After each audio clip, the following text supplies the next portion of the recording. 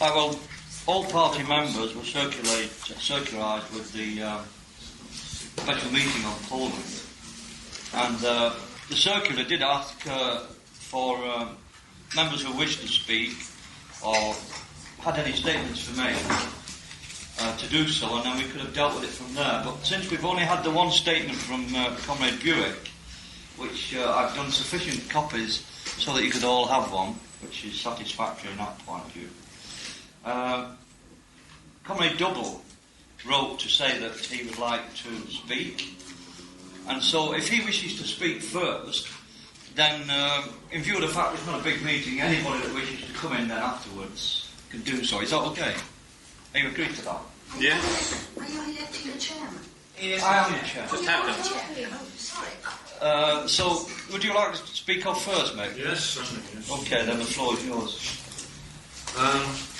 Well, let me say first of all, the reason I've put my name down to speak on this is not because I've got anything new to say about the situation in Poland, or for that matter, anything particularly profound to say about it.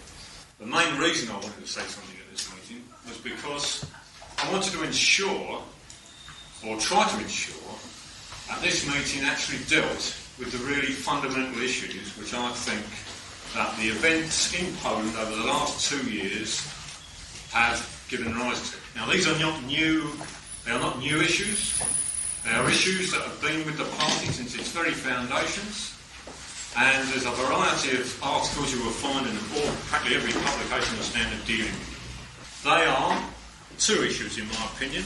Firstly, the question of political democracy, political rights, political liberties, and our attitude as socialists to that. That's the first thing. The second issue is the question of trade unions and the Socialist Party's attitude towards trade unions and what exactly we support and we don't support in the way of trade unions. They are the two particular issues. Now, I'm going to use a couple of quotes from a couple of party pamphlets.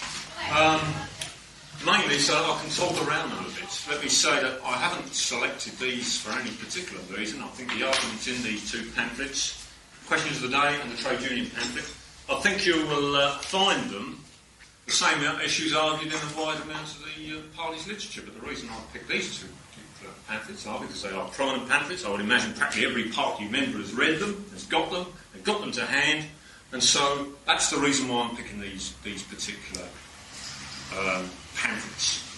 Now, so let me have a look first of all at the first issue, the question of political democracy, political rights. Now, incidentally, the quote I'm going to make, you may argue that this is concerned with underdeveloped countries, so-called underdeveloped countries, that is, very backward capitalist nations where capitalism is still developing at a very low level. You could argue that. I would say this applies to Poland. But if you wish to argue that, then you don't get over the problem, because you've still then got to come back and tell me what exactly is the situation as regards our attitude to political democracy and political liberties in countries where there is not a means by which a socialist majority can take political power by democratic means. You've still got to answer that question. So I'm going to use this quote, as I say, it refers specifically to countries where capitalism is a very low level of development. Well, the quote is from page 64, Questions of the Day.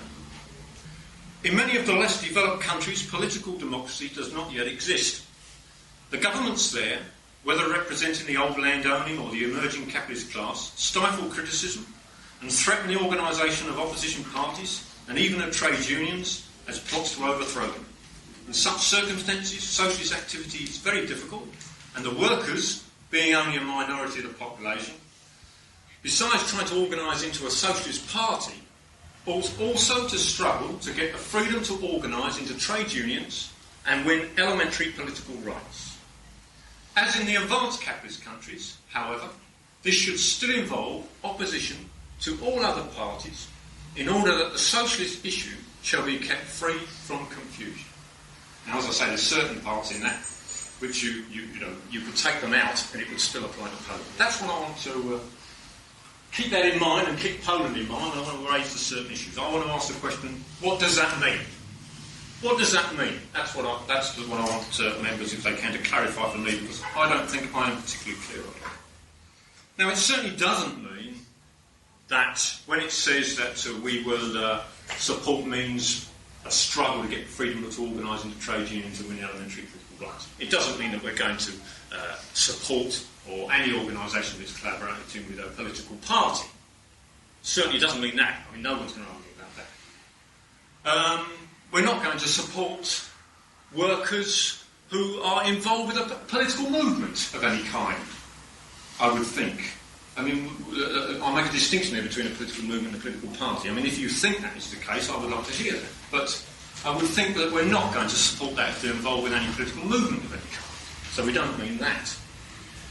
Now, does it therefore mean that we support workers who are non-socialists in their struggle to win trade union and elementary political rights?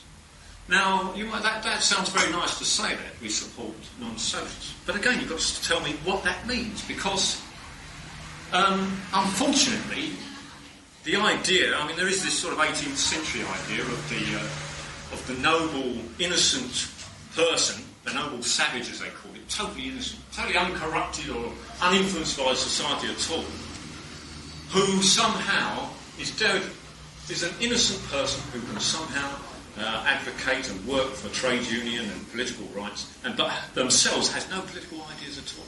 Now, this sort of view, I would say, is an abstract concept which has no meaning in reality.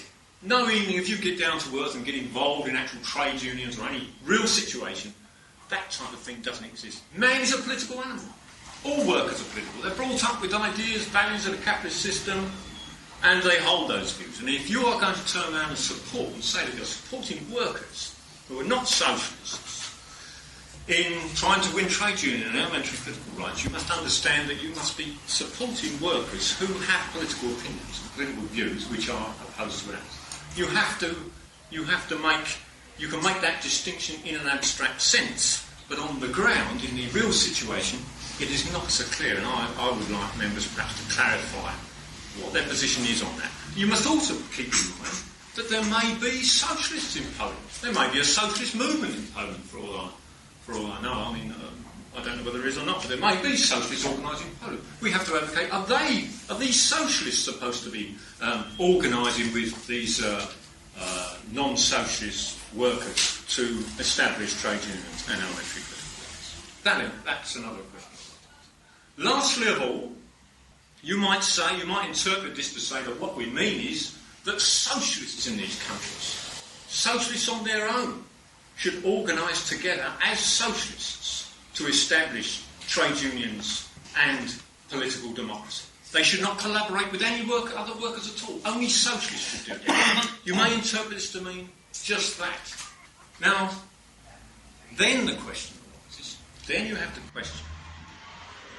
Because I think a very important part of this quote is the very last piece, and it says that in order that the socialist issue shall be kept free from confusion, and I think that word confusion is very important, because if you're going to advocate that socialists should go out, we should support socialists, or advocate that socialists in Poland or any other country should start going out and advocating that workers should struggle, or they themselves actually struggling to establish political democracy, then the question arises, isn't this bringing into our argument, or isn't this smearing our case, as it were, with confusion? Because what's going to happen, you see it today, I mean, I've seen it in Birmingham and every place, you go out in a demonstration and advocate political democracy, and what you'll find is you'll have a whole string of people coming on behind you, supporting you, saying, we support you. We support you, yes. Before you know where you are, you'll have every Tom, Dick and Harry supporting you on that issue. So are you sort of, how are these socialists in Poland, in the real situation, not in some abstract sort of ideal sense, but in the real situation, how are these socialists in Poland or anywhere else, by struggling to establish political democracy, going to keep themselves separate? If you do advocate, they should be separate from other workers who support the same thing. How are you going to do that? How are you going to do that? That's the question you've got to be answering. Now, on the question of political democracy, let me say that political democracy is not kept. Let me say this: political democracy, once it is established, and workers may well have done, and they have done in the past, a great deal to establish democratic forms of organisation, and have done a lot to organise, to establish a certain element of voting rights in various electoral systems. They've done a lot for that. But the reason why it's maintained, the reason why it still exists, is not because it's necessarily something to do with the workers' interests. It's maintained because it's in the interest of the capitalist class. That's why political democracy is maintained. The reason why the 1867 Electoral Reform Act was introduced in this country was because it was a means of dividing the working class, a means by which they saw they could cream off the so-called aristocracy of labour and assimilate them into the general capitalist sort of supporting the capitalist system. That's why they introduced that reform. They saw this as a means. Also, as well, you could say that political parties saw a means of various sections of the capitalist class saw a means of maintaining their political power by advocating getting support from the section of workers. Certainly there was that case as well. But that is another reason. And since that date, the extension of parliamentary democracy has not reflected solely the demands of workers for greater voting rights, but has been something that has reflected the interest of the capitalist class in being able to assimilate workers into the democratic political system and to be able to get them to support capitalism and support capitalist policies. Capitalist political parties that support capitalism, such as the Labour Party and all the other political parties that have come up. That's the first thing. In Poland, we have seen in Poland a classic example of this, where all the attempts of workers there to establish political rights, okay, yes, in the short term, the regime there conceded them. But as soon as the opportunity arose, what did they do? Get rid of it. And as long as the capitalist class have control of the machinery of government, as long as a socialist majority have not captured political power, then that is what will happen. The ruling class will just wait its time and then eliminate the political rights. And you see this, you look at any country in the world, the vast bulk of countries, I'm not talking about a minority issue here, I'm talking about an issue that affects the vast bulk of workers throughout the world. Greece, Turkey, South America, any country you look at, democratic rights are established in the short term, and as soon as they are no longer in the interest of the capitalist class, then a military regime or something takes over. Now, Mike, can I just interrupt you by saying... Yes, sorry, I might... There is a limited time. You started at 3:14, it's now 3:28, that's 14 minutes. If I'm going to assume everybody has 15 minutes that want to... All right, I'll try and wrap it up this time. So You've got the trade unions yet. All right. Well, I mean, you can come in later on and see how time... Yeah, all right. Well, in that case, I'll quickly try and wrap up my points here, which are several points I want to make. Could I suggest that we do let Mick go on? I don't know as many people here. Well, are you all agree to that? Yeah. All right. Yeah. Well, I mean, if I'm saying there's a limit to the amount we can hold in our heads. that... There's a limit to the amount we can hold in our heads at any one go. Yeah, if you did it in 2 days... All right. Yes, you've just thrown me off tack a bit there, so... Trade unions. Yes, I just want to make sure I finish on political democracy. Yes, I think basically I've said, I'll go on and just say something about trade union. All I wanted to say about political democracy, just to wrap that up a bit, is that the existence, just one point, the existence or non-existence of political democracy in countries does not, as far as I'm concerned, there is no evidence to show that the level of socialist consciousness amongst workers is reflected in that situation. What I'm just saying there is, just in case you're arguing that political democracy provides the atmosphere within which socialist consciousness can develop, as far as I can see, there is no evidence to actually show that. Marx himself, and Marx is one of the major conflicts between Marxism, I dare use that word, and modern sociology is, in fact, that there is no, in Marxist terms, there is no such thing as the totalitarian regime. This is a sociological concept. Under Marxist beliefs, there is always a means by which the grassroots, as it were, which is the very foundation, the people at the bottom of society, as it were, can organise, can exchange ideas, can develop alternative views, etc. That was Marx's whole, one of his bases for the materialist conception of history, was that this grassroots movement, there was always a situation in which it could develop. There was not, that no government, no system had a totalitarian control. I'm saying that in relation to countries like Russia. This myth of Russia being a totalitarian regime is a myth. It is a myth. There is a means by which the workers can organise an opposition in that country. Anyway, I won't say much more. I just want to say something about trade unions. Trade unions, the quote from trade unions, yes, I'll say something on trade unions. From the trade union pamphlet, page 11, it was during the years before 1824 when workers learned how to organise in unions, despite the opposition of the employers and repression by the government, that the foundations were laid for working class organisation, both industrial and political. It was the first victory of the organised workers. Only a beginning, but never since then has it been possible for the capitalist class wholly to put the clock back. It was an opening phase of the modern class struggle, continuing through the 19th century and spreading to other countries as capitalism developed. Whatever the mistaken policies adopted by the unions from time to time, working class organisation on the industrial field in the struggle against the employers was an indispensable means by which workers gradually began to learn how to deal with capitalist exploitation. It remains the obvious line of advance for workers in Russia and other countries in which employers and governments still resort to crude methods of repression comparable with those of early British countries. Now, what that basically means, as far as I read that, it means that somehow trade unions are a necessary step towards socialism.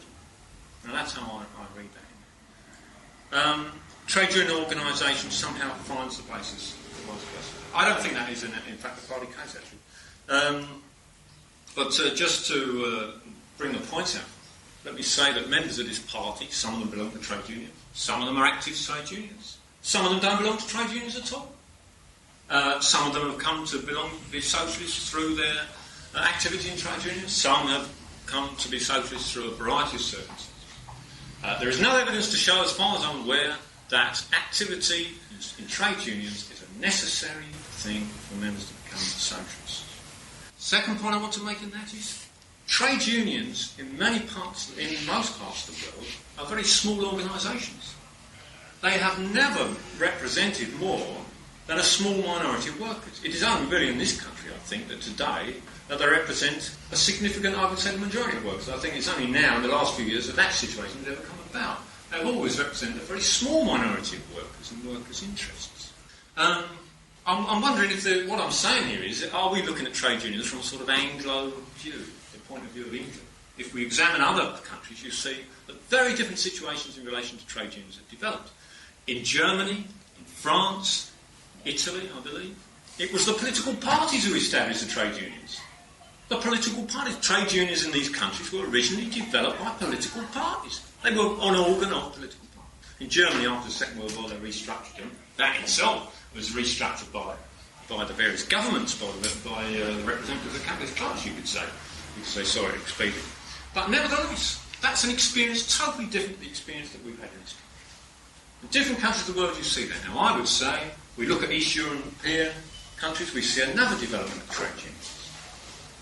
Totally different type of thing, where they've been controlled by the state, taken over by the state, that is, and where now you see a struggle for workers to organise themselves independently in trade unions. Now, we accept the party's case quite straightforward that trade unions are means by which workers can defend their living standards within capitalism. Now, if you wish to make out an argument that there is something beyond that, that they are a step towards socialism, then I would like to see that made clear. Now, if members do believe that, I would like to see that made clear. What exactly the foundations were. May I say thirdly, just one thing, and I'll wrap up. Recently, I've been involved in a legal case against the union I belong to over, in fact, the political activities of the union. And I've had to do a bit of research into statistics on a number of things like this. One of the things that I found was, regarding members' attitudes to trade unions, 80% of trade unionists believe that there is a fundamental distinction between the role of trade unions and the role of political parties. They believe, as we believe, that trade unions are concerned with defending the living standards of workers. And that's what they should be concerned with. they set out. And I think 80% were opposed. This is concerning the political levy, I know. They were opposing having that trade unions should be involved in making payments to political parties. Now, here's an example, I think, where you have the whole of the left wing, the Labour Party, all of them, who say that who cannot make any distinction between trade unions and political parties. We have a clear-cut case where we make that distinction.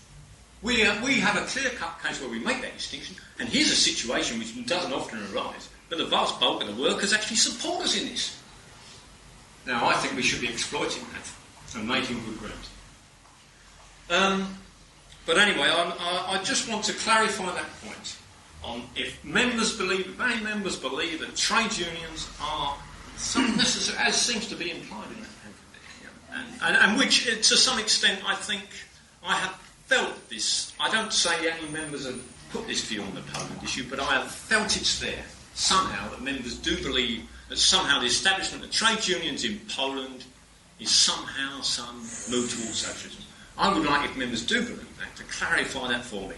Let me say this. I'm not trying to put forward any particular dogmatic line. I'm quite willing to open up all my views to this. What I want is a case that I can actually argue in every situation. That's what I want. At the moment, I'm not clear. I have to admit, I'm not clear. On some things I think this is my view, and some things I'm not sure. I would like this meeting possibly to clarify some of the points that I've made. Right, thank you. Anybody else wants to speak now? Come in. Well, I did bring along some notes, and some of the points that Coming Double was made, probably. So I would like to speak about it, members, it's very long. So I don't like it. Yeah, you want to come in? Right. Coming Double, there are two questions, basically the one of democracy and trade unions. We have here today, I think, three really important questions. First one is the one about the party's analysis. If anyone can't hear me, do tell me. The party's analysis of what happened in Poland. Second one is the question of the party's policy regarding trade unions, regarding reformist organisations, and regarding the question of industrial or political action. And finally, there's a question of the actual facts about solidarity, which did take quite a while to get through, came through in a rather higgledy-piggledy way, and certainly some of the people who had to deal with Poland at first were relying on what came through in the media, and some of it was not totally accurate. There's a question of whether Solidarity was a trade union or a political organisation, or did it, as some people think, have a triple role. The question of whether the fact that it was reformist and nationalist and church influence, whether it was democratic, and at first, of course, we got glowing reports from the left-wingers that it was a very democratic organisation. With hindsight, looking back and hearing some of the reports that have come out since then, we would not, I think, support that statement so strongly. The question of its demands for economic reform, which are referred to by Comrade Buick in his statement, and which were brought out very clearly at the Autumn Congress last year by Solidarity, but which have been being worked on by Solidarity ever since August 1980. They were in discussions with the government about economic reform, which was point 4 of the Gdansk Agreement, I think. And there's a question that it completely accepted the status quo. It accepted the leading role of the Communist Party. It accepted that it did not have a political role. That is conceded in point 1 of the Gdansk Agreement. And in that same point, it stated clearly that they have a socialist system in Poland. Now, these are some of the reasons why I introduce you with statements in the party's leaflet, which appear to imply that, or give the impression that this party supports Solidarity. And I quoted in my letter to the EC and the Pamphlets Committee that the draft statutes of Solidarity included as its aims to attempt to bring the workers' interests into harmony with the function of the enterprise. In other words, they saw workers as having a role, the union as having a role in partnership with management, and to cultivate an active attitude among workers for the good of the country and of all workers. And here you see them putting the nation before the class.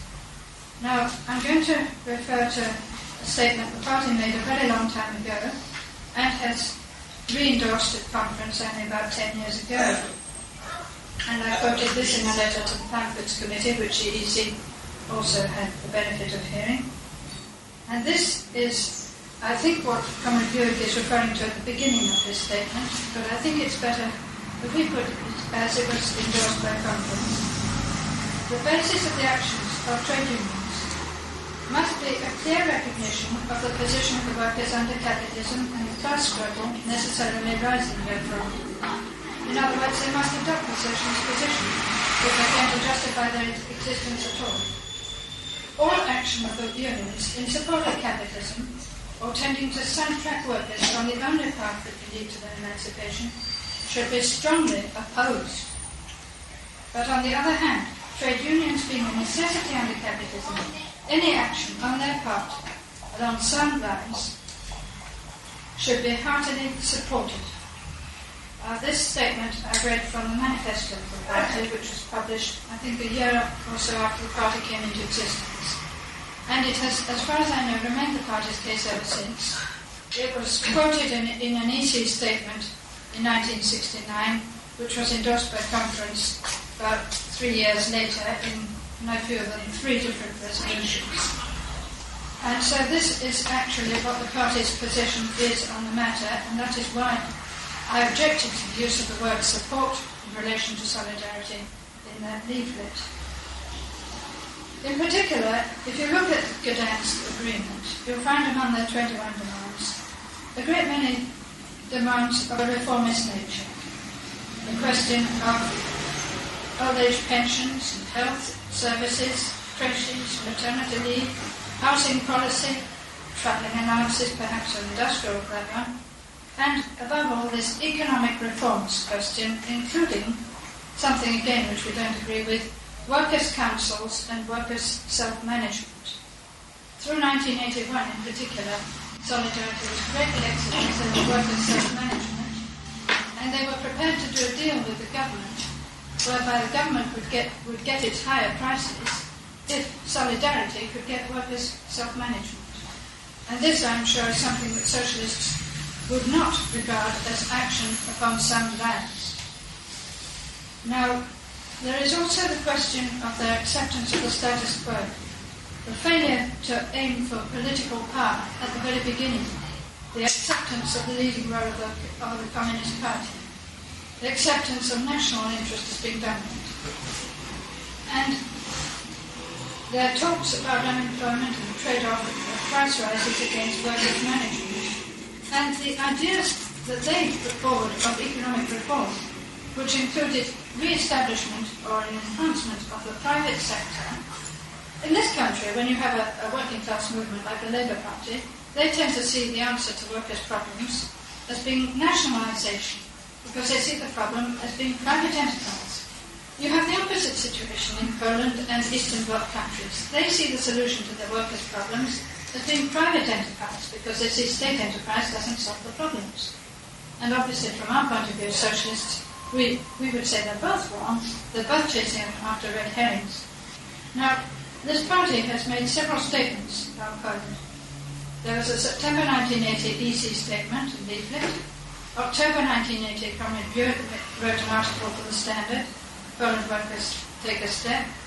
And there was also a statement in the December 1980 Standard in an answer to a letter by S. Thomas, who wrote in saying, what is our attitude to non-socialist organizations in countries like Russia? Do we support them or don't we, if they're arguing for political rights? Then in January-March 1981, Comrade Buick produced in Socialisme Mondial an article on La Pologne capitaliste. April 81, Comrade Coleman wrote a long article in the Standard about the lessons of what had happened, and it was Hugh Gallagher an article, a brief statement about censorship being lifted, I think, in June 81. And then myself, I produced 2 articles during the winter of November and January and February. And there was a pamphlet committee's leaflet in December 81, which was printed in the Standard in an amended form. Now, to start off, some of these statements were counting chickens which were not properly hatched. Comrade Buick in 1980, the striking workers, he said, achieved an important victory. they hadn't achieved a victory, in my view. But maybe I'm too much of a sceptic. He stressed, however, that trade unions are no threat to the continuance of capitalism, but, in my view, it was unfortunate that his article failed to stress the necessity of political action. And if you look at the last paragraph of that article, you will see what I mean by that. He stresses that they must organise, but he does not say they must organise politically. The same criticism can be made of the article in Socialism Mondial, again by Comrade. He leaves unstated the necessity of political organisation. Why I raise this point, which may seem a small one, is that his articles could be read and agreed with by syndicalists. People like the ICT, who were saying that the mass strike is round the corner and Poland is the first step. If you look at the stuff they were publishing about Poland, you'll find they went very euphoric about it. This was to them a great big thing which proved their case that syndicalism really did work. You could force a government to change its policies by industrial action on a large scale. And this has never been our case. And if we are to make it clear what our case is, we must emphasise the necessity of political action. Another statement, the answer to this letter by S. Thomas, published in December 1980, about our attitude to pressure groups in Russia, etc., who work for democracy. They say, the editorial committee in their reply said that socialists work only for the abolition of capitalism, but that we must support such movements as they are a first step towards democratic rights. But, again, we have another but, we must encourage workers to organise for the conquest of political power. In my view, this statement was very muddled concerning our attitude to non-socialist pressure groups, which was what the question was, and especially if you apply it to something like solidarity. There is, for instance, for a non-secretary, this question about a first step. I don't think it is to achieve, we must support movements of this sort. They are not necessarily a first step towards democratic rights. And democratic rights, as Comrade Double pointed out, by themselves don't assist socialist understanding. We've stated it in our literature again and again. By themselves, they don't do much. It all depends how you use them. And then, if we work solely for the abolition of capitalism and to bring about socialism, as stated in that letter, we cannot support non-socialist organisations. You can't do both. And that's where that letter again seemed to be very muddled indeed. And if you refer to the statement in Questions of the Day on page 64, which Comrade Double quoted, the idea, I'd like to answer the point he raised about this being a movement, a step forward. No, that as in the advanced capitalist countries, any action by workers, socialists trying to organise into a socialist party should still involve opposition to all other parties, in order that socialist issues should be kept free from confusion. I think your Comrade Douglas right on that point. I think he is wrong, however, in his interpretation of the statement in the trade union leaflet that industrial organisation remains the obvious line of advance. I read that as simply meaning a line by which workers can develop their ability to resist the employers in the employing class. I don't read it as a step forward towards socialism. I never have done. We find this first step to liberation question coming up again in Comrade Coleman's article in April 81 in the Standard. The first step to liberation, he says, is the formation of workers' own democratic trade unions. And from this he goes on to say that Solidarity is a well-organised and democratic union who deserve the support and admiration of the workers of the world. This is the first time we come across this phrase of support and admiration, which occurred again in that leaflet by the Pamphlet Committee last winter. Now, again, he also defines class struggle as meaning more pay and better conditions. To us, there are two aspects of class struggle. There's the industrial struggle, which does indeed involve things like more pay and better working conditions. But there's also the political struggle. And we do not usually put down the industrial struggle as the be-all and end-all. And in the final paragraph, the next step forward, like Comrade Buick, he omits to mention that the organisation we're talking of is political organisation. And he states that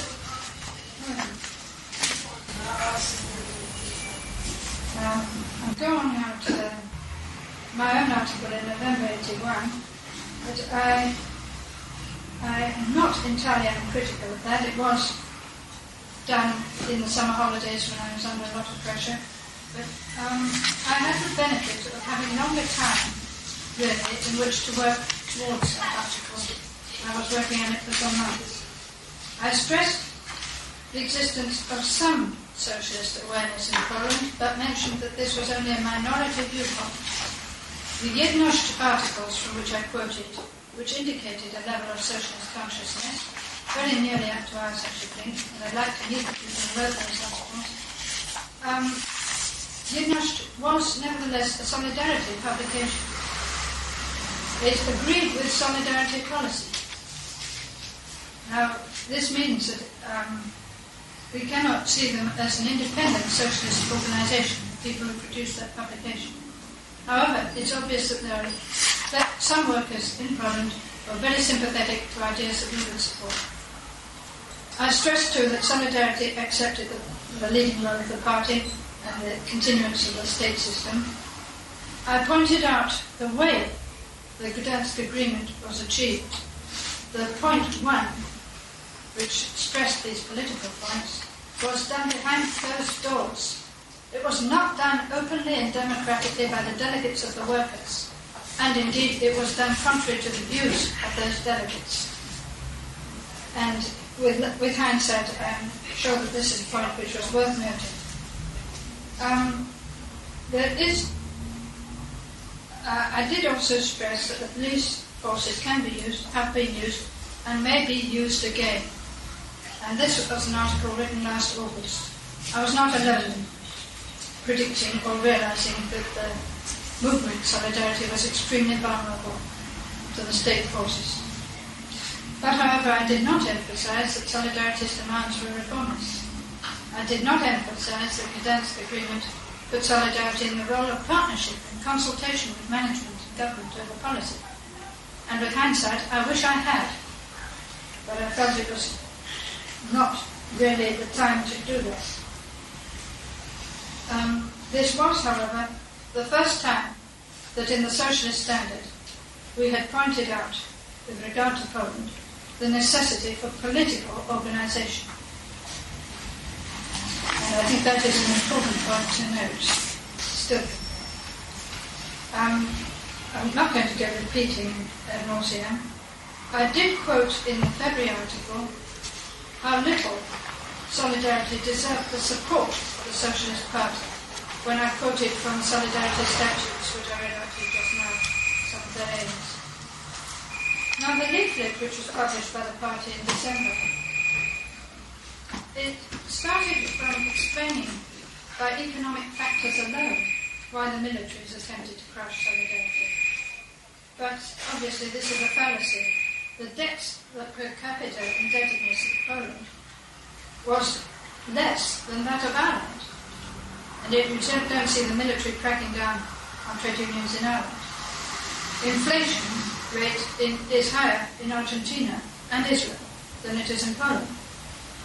And although Argentina and Israel are not at all democratic countries, nevertheless, the fallacy of trying to explain a political action by economic factors only is something which gives Marxism a very bad name.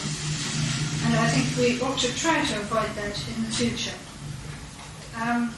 Again, you get a nonsense statement in the middle of it. Because of the need to pay off debts, industrial production contracted. You could equally say, because of the need to pay off debts, industrial production increased or was expanded. They're both illogical statements, and only to be accepted on grounds that the leaflet was produced in a great deal of haste, and, well, it must, you shake your head, but it must have been produced in haste. There's no doubt about that. And it can be excused on those grounds. You do make mistakes when you rush a trip, and this is to be expected. The important thing is to try to learn from these things. Paragraph 4 of that leaflet, however, was the point where I took issue with the pamphlet committee, and so did several branches. We have statements here about admiration and support of socialists for the workers organised in solidarity. And I wrote to the EC objecting to the phrase support. I objected that on the grounds that solidarity was reformist. And I also raised one or two other points, such as that it seemed a very bad time to tell workers in Poland, being frozen and beaten up and sent to jails or whatever, that the next step was to form a political party, when even their industrial organisation was seemingly smashed. At that time, it did not seem a very good time to say this. Now you go out and form a political party. And I pointed out, above all, that Solidarity was not socialist. It was not even a class-conscious organisation. It was prepared to do deal with management and with government. And so that from this point of view, I felt that to say we support Solidarity is contrary to party policy. However, the EC accepted the reply from the Pamphlets Committee, and indeed they adopted it. And in that reply, the Pamphlets Committee made out that I was mistaken in my understanding of the party's case on trade unions. They stated, we support workers who democratically organise in trade unions along sound lines. A 1975 conference resolution clarified that this was the party's policy. Now, about that 1975 conference resolution, I've written to Comrade Moss about this. He's referred the matter to the Pamphlets Committee. 25 minutes, Charlie. 1 more minute. I've asked, what is that conference resolution? North West London branch asked through the EC and have written twice to the Pamphlets Committee and had no reply. And I have not had a reply as to this conference resolution counted up in January by the Pamphlets Committee. I do not accept that there was such a resolution as described by the Pamphlet Committee in their letter. I do accept the party's case on trade unions, which I quoted in my next letter to the EC, and which I quoted from this manifesto statement, and which is available to party members. And the EC, in reply to this, when they got a reply from the Pamphlet Committee, merely noted it. They have never, in fact, taken a line on this other than defending the Pamphlet Committee's leaflet, which I feel was a very unsound leaflet. However, I had a letter from Comrade Moss in February, a private letter to me. I repeat, he says, the Pamphlet Committee would not wish to express admiration and support for Solidarity's reformist activity, only for the trade union activity. However, the way the leaflet was worded, it was a complete statement of support and admiration, and it did not specify we support the trade union activities only.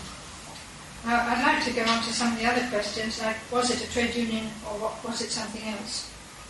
Neil Asherson says it's a political revolution crammed into the form of a trade union. Shaman, please. Of course, it's a national cause. Shaman, please. You've had nearly 30 minutes. If everybody has 30 minutes, you're not going to, the meeting's just not going to work. All right, to sum up, so far as Solidarity was a class struggle, which deliberately refused to become a political struggle, my view is it had to fail. Yeah, I just remind people like Harry, democracy, when you talk about democracy, we must always remember that we have party members that can go on and on for hours and hours if they want to, and that would stop everybody else from speaking. I told the others, not me. Clifford. No, well, you suggested it. Yeah, you marginally had your hand up first, if you want. Oh, well. Yes, now, a correction here, I think. Most of what has been said has at least been factually okay, that I've heard so far. Charmaine, though, did say that the party would never support a sort of vague syndicalist position, that we would never use or favour the idea of general strikes for a political objective. Now, as a matter of fact, that's not strictly speaking true. And party publications have frequently said we're not totally opposed to the general strike on the grounds of a limited objective, when they're aimed closely at something, for instance, like, say, as a matter of thing, the Phase 3, or some government legislation making a pay pause a legal matter, so that, for instance, nobody could be awarded a pay rise whatsoever. Now, the party, if the trade union movement as a whole called a general strike just to say, no, the government's made that a law and we're going to demonstrate that it's not workable, that it's conceivable that the party would support a general strike on those grounds alone. Right? So you can't say that the party is definitely opposed to using the general strike for a political objective. That's one thing. Okay, you take that as a correction. Yes, I know, but you take that as a correction, Charmaine, right? I know, but now I'm going to drive that one a little bit further, right? We don't necessarily make a complete distinction between trade union activities on the one hand and political activities on the other. Once you've accepted that correction, then a wedge goes right the way through the argument where you try to polarise it on the grounds of one thing and another.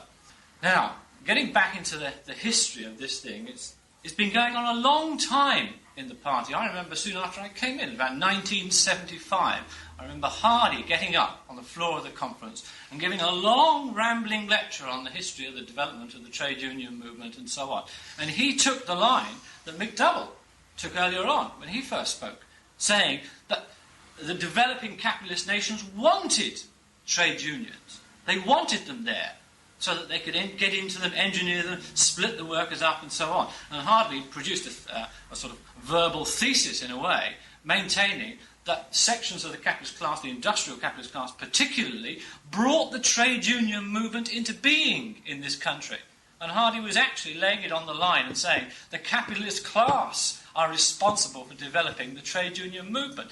And that really stuck in my gullet, in a way, and it did in several other members as well, Ronnie Weinberg and Eddie Grant as well, said, what's the evidence for this? Where is the evidence? Look at reasonable historical writings on the period from the end of the 18th century right up to the 19th century. E.P. Thompson's The Making of the English Working Class, for instance, show with a mass of detailed evidence how from the early corresponding societies in the 1780s and 90s the trade union movement burgeoned before, quite a long way before the first reform movement, which is considered to be the point where the industrial capitalist class got to challenge the landowning aristocracy. So you can't maintain that the trade union movement is born out of the desire of the capitalist class to overcome the aristocracy and all that sort of thing. Now, once you've got that as a position, you then back to the thing I think that Steve Coleman would have argued were he here. And you can say it in several ways. One is to say, the simple form, and it's been getting a bit abstract, this discussion, if you were a worker in Poland now, would you pay your 2 zlotys a week to Solidarity? Now, the answer, I think, would overwhelmingly be yes. And that if there was a Socialist Party in Poland, we would have to say that. Yes, you would pay your 2 zlotys. The SPGB will call it, or the SPP, it would be SPP, Socialist Party of Poland. No, PSP, it'd probably be.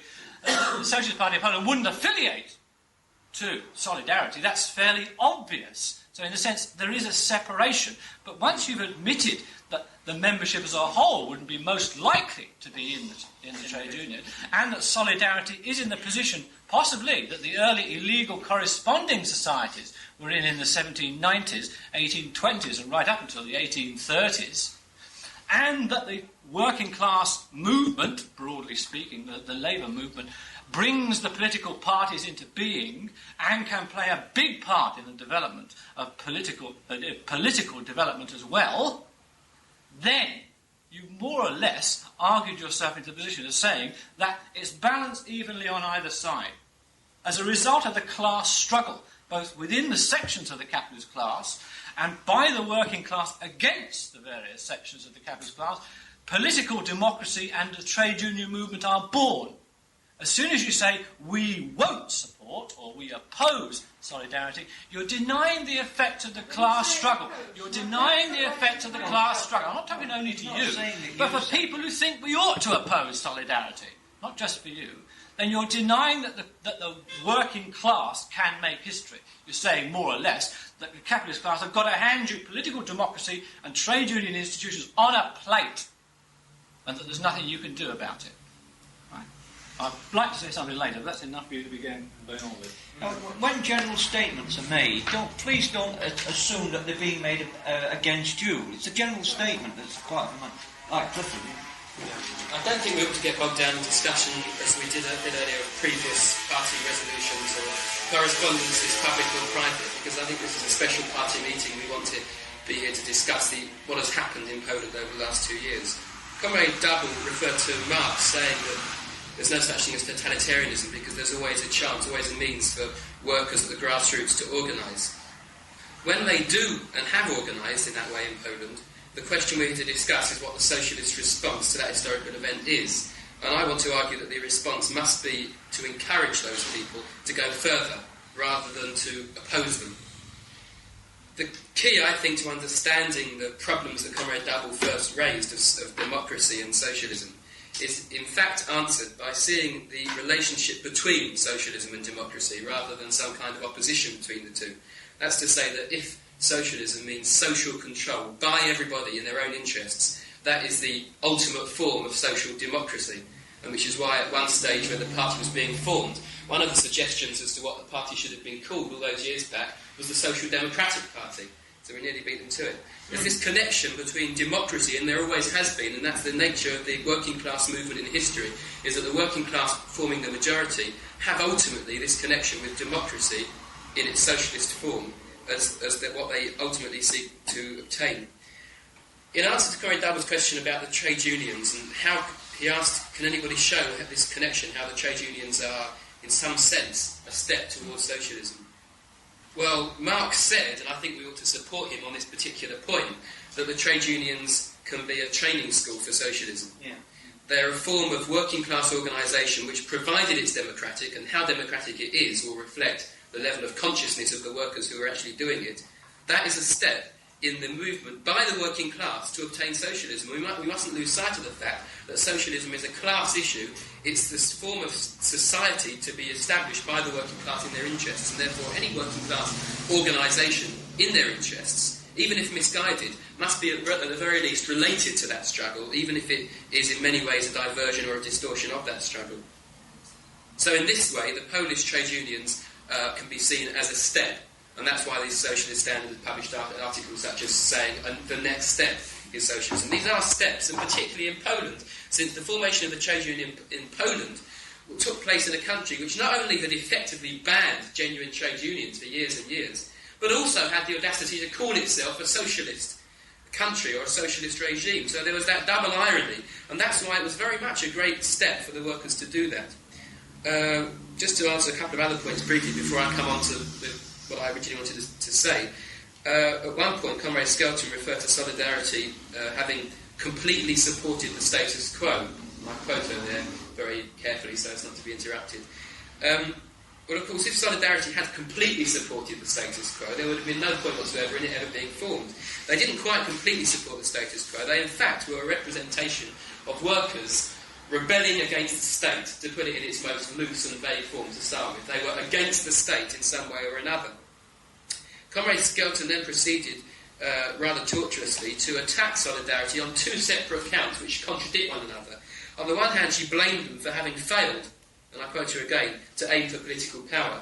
And at the same time, she attacked them for the opposite reason, in the sense that they attempted to become too political rather than just remaining a trade union.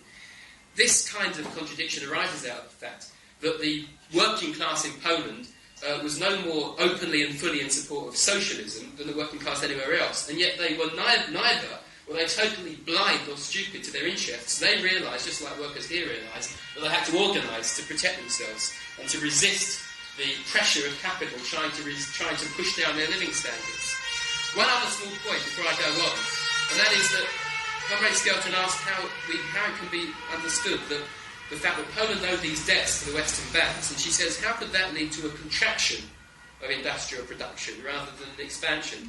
The answer is that as a result of the debts which Poland owed to the Western banks, there were less consumer goods on the Polish market. In other words, finance had to be diverted to the West to pay back those debts rather than being invested in industrial production in Poland. And the priorities of production in Poland were geared towards goods which could be exported and finance which could be exported, rather than producing consumer goods for Polish workers to buy. And that's the reason why the peasants in Poland did not want to sell their food in order to get money, which they didn't have anything they could buy with. One other point was that Comrade Skelton then said it was rather bad timing to tell the Polish workers to form a democratic political party which could aim for socialism. How can she possibly say that it's bad timing for us ever to say the one thing the party exists solely to say, and that is to urge workers to do exactly that, to form a political party to establish socialism? Now, I've got a few other specific points I wanted to raise which are more general. Firstly, I don't think the SPGB can meet today and discuss what the Polish workers should have done or should not have done. We can't moralise about it. All we can do is apply a Marxist analysis to the historical development which has taken place and is taking place at this very moment. The Polish crisis, so-called, is not, in fact, a national crisis. It's a national manifestation of a global problem, the problem of world capitalism, and in particular, its relationship to the problem of world recession, which has recently hit capitalism. And this is the kind of point which the party can point out, which nobody else is pointing out explicitly, not in the same way. The fact that it's a worldwide crisis, not just one country, not just Poland's political problems, but a world crisis. By 1980, Poland owed $27 billion. And as I've explained, this led to a lack of consumer goods on the home market and indirectly to reluctance on the part of peasants who own 80% of the land to sell their food so that workers could eat it, because they felt there were no consumer products or agricultural machinery which they could have bought had they got the money for their food. This led to the meat price rises in the summer of 1980, which led eventually to the Gdansk Agreement of August 1980. The point that we should be bringing out from this, the point which we can bring out from this and stress in our propaganda, is that only a worldwide democratic class-conscious political movement can replace the worldwide capitalist system of private and state capitalism with worldwide socialism. In other words, the real problem which faces us in relation to communicating with our Polish fellow workers is the problem of nationalism. The problem of nationalism in all its forms. That's what we've got to be attacking, if you like, rather than attacking solidarity in its organisation as a trade union. It's nationalism which is the problem.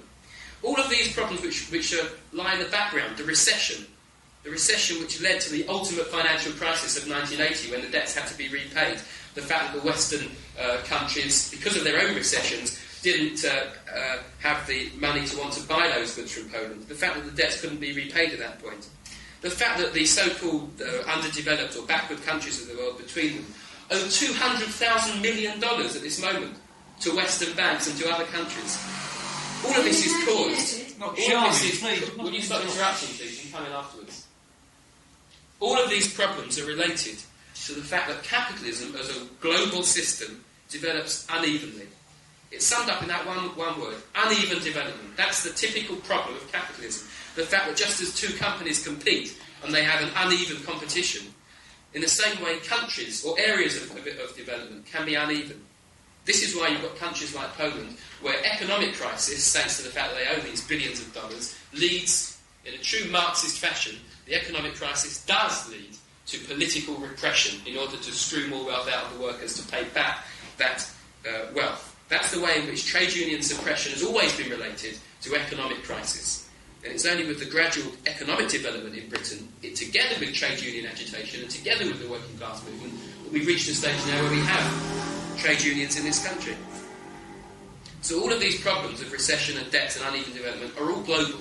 That's what we've always got to stress. Now, thirdly, I'd like to come on to look at the problem of working class interest. The Socialist Party stands for the working class interest. That's all. That is what we exist as. We are the working class party. We stand for the working class interest, and that's all. It so happens that we interpret the working class interest to mean establishing socialism. But that's why we want to get socialism, not because it's a nice idea, but because it's in the interest of the working class, which is the class whose interests we seek to represent. And as with all working class resistance to the capitalist state and to strikes and trade unions, our attitude is bound to be dialectical. It's bound to even be ambivalent, if you like. in that we, on the one hand, express class solidarity, because that's the definition of the Socialist Party, that's our sole function. We express that class solidarity. We declare support for our fellow workers as workers themselves in their efforts to resist the capitalist state and to try to look after their interests. But at the same time, we oppose their political ideas, the ideas of nationalism, Catholicism, ultimately the idea of accepting capitalism, and all of these ideas are held by workers. So we oppose the political ideas, but if you oppose somebody's ideas, it doesn't mean that you oppose them as workers or their own interests, which they seek, however misguidedly, to follow. The fact that they are workers trying to look after their interests means that we support them as workers, but we don't support their particular political ideas. There is a difference. So I don't think we should shy away from the concept of this qualified support. It happens all the time. We're giving qualified support for this reason. And this is what happened in the leaflet, which, this is one of the few couple of exceptions. I would like to refer to a particular document because it's of interest. And also because it's been misquoted and distorted by both Comrade Skelton and Comrade Young in the arguments about this matter. On this leaflet which we produced on Poland, we did just that. Right, if I can come on now and just look at this leaflet. What the leaflet said about Poland, and I think we must stand by this. By their principled and democratic actions, the workers in solidarity have won the admiration and support of socialists. Even though, same sentence, we strongly oppose their nationalist and religious illusions, and even though we recognise the limitations of trade union action, then it comes on at the end to say that socialism is the only answer. And to this end, the Socialist Party offers support to our fellow workers in Poland. We offer them our support to that end in the establishment of socialism, because to establish socialism, we have to offer them our support. It has to be a worldwide movement. We have to express that into that solidarity across national frontiers.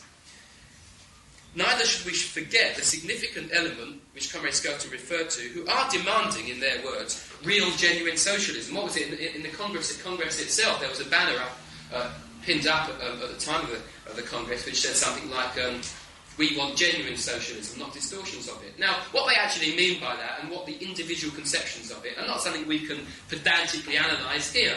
That's up to them to develop. What we can say is there are certain elements, certainly, who have actually seen through the state ideology. They're actually saying, you've told us for years that this is socialism, we recognise that it's not. That is a tremendous step forward. The fact that the lie that socialism exists in Russia and Poland and China is actually being seen through. That's what the party has been working for and waiting for years and years, and now is the moment when it's actually beginning to happen, as Comrade Skelton was able to show when she quoted from Jednas these passages which talk about, in so many words, about real socialism, about getting rid of state ownership and having genuine social ownership. Then we have the problem of solidarity's bureaucratisation.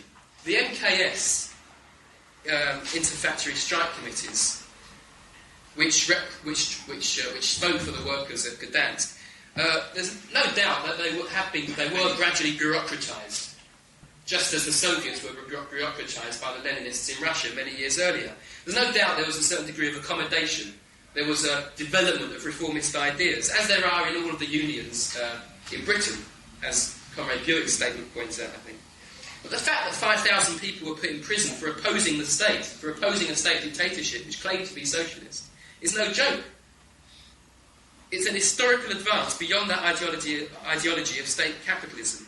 So when we offer solidarity advice based on our earlier experiences of the Labour Party in 1906 in this country, we do so essentially because we do support them in their efforts. We see their efforts as strategically misguided, and yet we support them in their attempt to oppose the state and in their attempt to pursue class interests in opposition to the state. By affiliation or directly, most trade unions in this country, and many trade unionists, are reformists and in support of capitalism in one way or another, but this reflects their level of consciousness. It doesn't stop us from supporting the working class interest which the Socialist Party was established to represent. Finally, I'd like to look at this question of political struggle. Comrade Skelton said earlier that the Polish Union refused to adopt a political struggle. I don't think it's a matter of them refusing to do anything, as if we've gone to them and argued with them and they've obstinately and maliciously turned around and spat in our face. It doesn't work that way.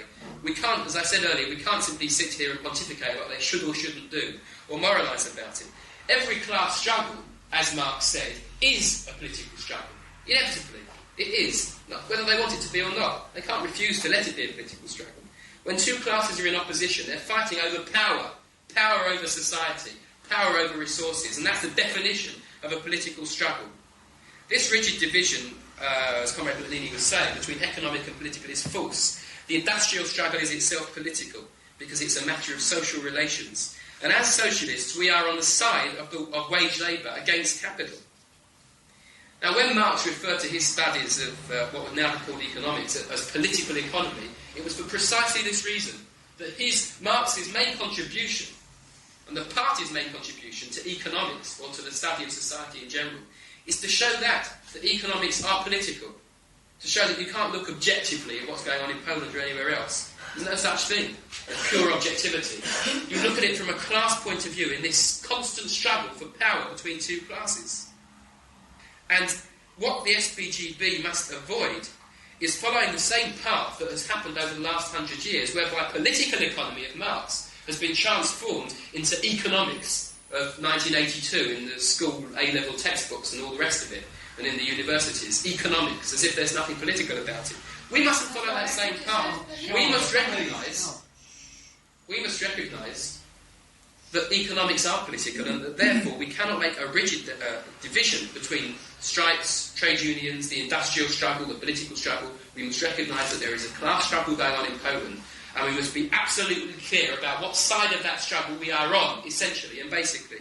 And having done that, we can be all the more vituperative, as Comrade Skelton would be pleased to hear, and all the more insistent upon how much we oppose the particular strategy, the particular ideas, the particular policies of solidarity, the particular reformism, nationalism, religion.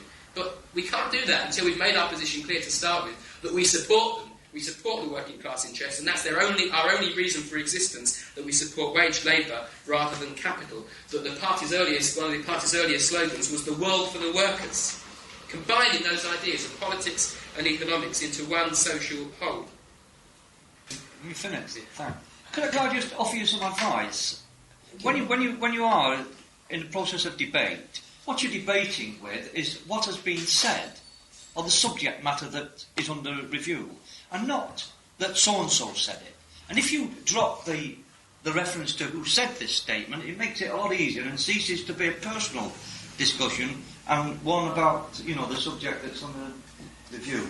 Who wants to come in now? We'll see whether somebody else. Somebody who hasn't spoken. I haven't spoken. Yes, Harry Young. Comrade Young. First of all, I haven't the slightest intention of coming here to cry over spilt milk. Comrade Slapper can carry on as long as he likes. The fact is, this was a disaster and a frightful error. The party was wrong. What's done's been done, and that's the end of it. The only value out of it all is to learn where we went wrong and correct the mistake. Now, to me, the whole thing oscillates around this question of whether we could say we supported the solidarity movement. Unfortunately, like everybody else, I regret this more than anybody, we don't have satisfactory, detailed information about the situation there for obvious reasons.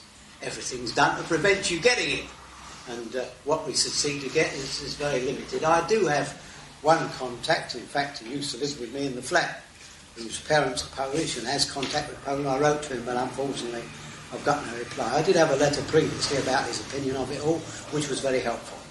About the situation of solidarity itself.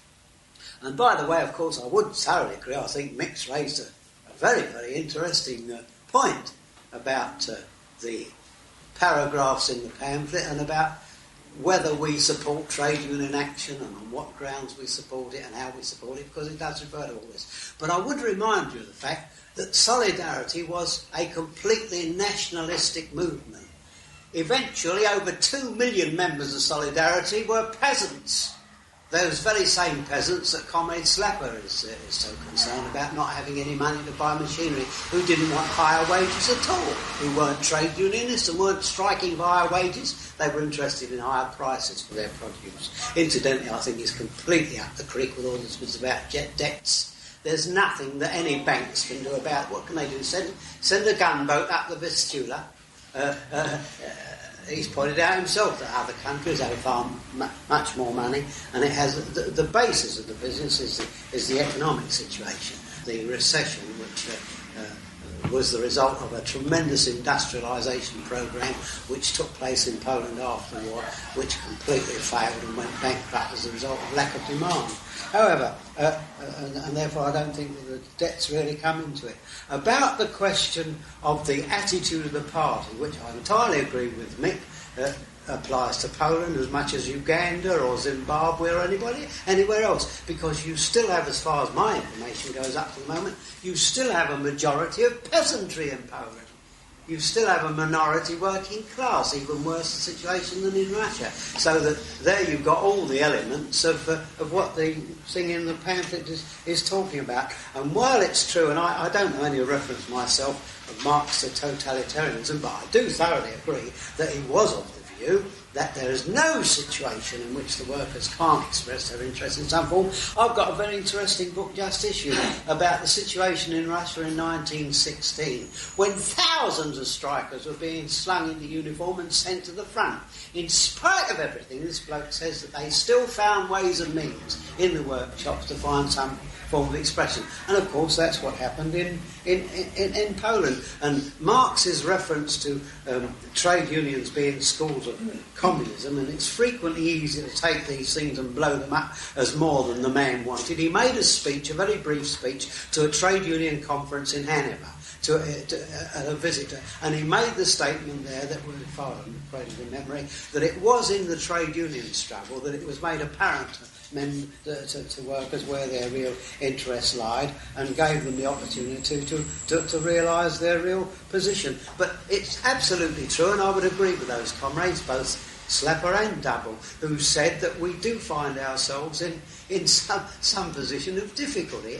I was an official of the National Association of Schoolmasters, and they're nationalistic, religious, patriotic, and of course I, as far as I could, disagree with them, but I couldn't disagree with them when they were striking for more money. So that under those circumstances, I think the situation is completely clear, and that we could, in this leaflet, have said that we did not support Solidarity's nationalistic and patriotic and the economic demands for the regeneration of Polish industry and the economy and so on.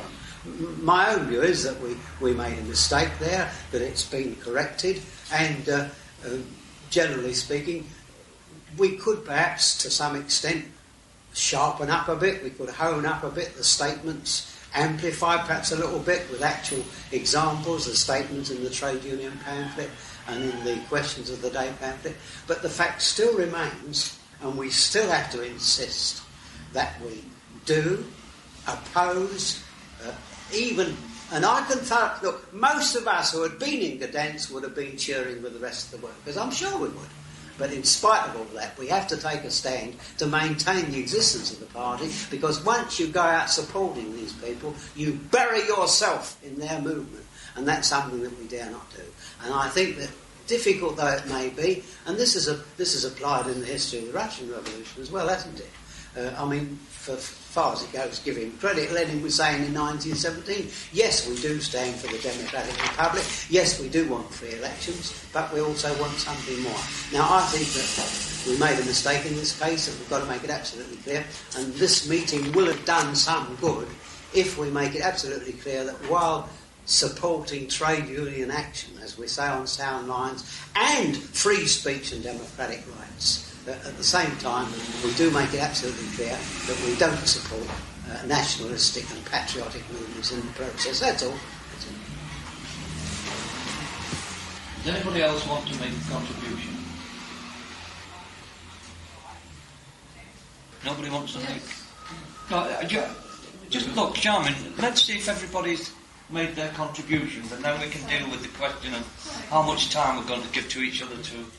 Yeah, I'd like to say something about Mick's point about parliamentary democracy leading to dictatorships in various countries. Well, I think you've got to bear in mind that it often happens the other way about as well. I think that in the final analysis, the parliamentary democracy, like we have in Britain and the United States, helps to oil capitalism's wheels, and it makes it smoother to run in some ways. And different sections of the ruling class think that if you have democratic government, it's easier to influence that government into legislating in favour of a particular industry or a particular type of industry. And there have been plenty of examples of dictatorships that have gone back the other way. I mean, Iran is one. For instance, the Shah was deposed and a more democratic constitution was established, and Spain is another one. Before Franco died, he took steps to put in a constitutional monarchy and make Spain more democratic than it had been in the earlier part of his rule. And I mean, I think you do get instances where that does happen, that it goes from dictatorship back, as it were, to democratic government. Can I answer that? Well, let's, what do you want to do? Do you want question and answers, or do you want to come in and give a... You see, what I'm trying to do is, first of all, get everybody to make a statement, if they wish. Once I've established that nobody else wishes to make a statement, then I'm going to tell you how much time you've got and how much time we're going to allocate for questions and discussion. Fair enough? Could we ask Mick to wind up? Well, no, this is not... Want a bit more of a discussion? No, I mean, when everybody's finished. Yeah, well... He opened it, didn't he? Does anybody else wish to make a contribution to the actual discussion, the whole body of the discussion? I just want to say a few words. First of all, there is a book on sale that you can get hold of called The Summer Before the Frost. And I think it very neatly describes what the party's attitude appears to be as far as I'm concerned, and what the party's attitude is as far as I have read the various circulars and so on. It's very clear and concise and to the point. But with regards to the general opinion, and this is where you have to be... You see, Comrade Slapper is quite correct when he says that what the party's task here is quite clear, is to make a scientific analysis of events as they are. In short, to make a scientific analysis of reality. And this is what Comrade Barry McNeely said, is that what we're dealing with is reality. And it appears that, for instance, if you're going off banner headlines, this is very difficult. This isn't really good scientific facts, because one of the banners that the Solidarity had was that we are not slaves, we are workers. Well, to a socialist, that doesn't really have any great merit at all. And so when we're talking about reality, all we can say with regards to the movement which is taking place in Poland, and looking at it from the point of view of the class struggle, we see a trend in a particular direction. And we see also that at the present moment, the trend which we would have liked to see is not being realised. And so what we're concerned about is, again, as Clifford said, is this question of class identification. And the question that arises with regards to Poland, of course, is a great many statements which are being made to the effect that whilst you may see a trend to some statements which are in support of the fact that what is taking place in Poland is not socialism, but I think in the main, the majority of the Polish working class are of the opinion that what they have there is socialism, and they want to get rid of it as quickly as possible. So I'm not going to say any more than that. I'm just going to... I felt I wanted to say that. Now... Could I ask you a question on what you've said, please, Comrade Chairman? Well... have you got details of this book, Summer Before Frost? Yeah, I haven't brought it with me. I can't remember the writer, but I shall give it to you. You can borrow it off me, and I'll bring it along with me. It's a Polish name. It's a French... one of the writer of it is, of course, a French member of the French. You would call it the left. I would call it those who believe in workers' control. which is, of course, the most of the statements that are appearing from the Workers' Socialist Party here. And when you go to visit Poland and see during the period of the 1980s, and you're looking at it from their point of view, you see it quite differently to what we would say. You know, if you're looking at it from the point of view that you believe in workers' control, then this is, and solidarity is expressing this sort of ideas in the first instance, then you would support it. Whereas as socialists, we wouldn't. Anyway, you've got now, if we're going to finish at 5:30, you've got 55 minutes. So if we say 5 minutes for each question. Pardon? Does it have to finish quite so early? Well, I'm suggesting 5:30. If by 5:30... You want some break, but the next meeting starts at 8:30. Yeah, but I mean... 7:30. 6 more or less, we've got to finish, I should think. Okay. No, I don't think you'll need more than 5 minutes each. But I mean, if you're wanting to go into a long, discussion, then that's something different. So I'm going to suggest that you have 5 minutes each. That's as a, if you want to take advantage of it. Okay, Mick, you wanted to ask a question. Yeah, I just wanted to know, I agree with what Conrad was saying, but perhaps he misunderstood the point I was making. What I was actually saying was that once these governments, what the governments do is they see various. Well, let's stop them being okay. Workers struggle, they establish democratic rights, and may establish some form of parliamentary democracy. May contribute a great deal to that. Once it's established, whether it's maintained or not will be a matter of whether it's in the interest of the government, whether it's in the interest of the ruling class. Yeah. Now, that is the point I'm making. As you said, sometimes it serves these, but sometimes, because I'm in the free flow of information, this also helps the development of capitalism and things like that. But sometimes it doesn't.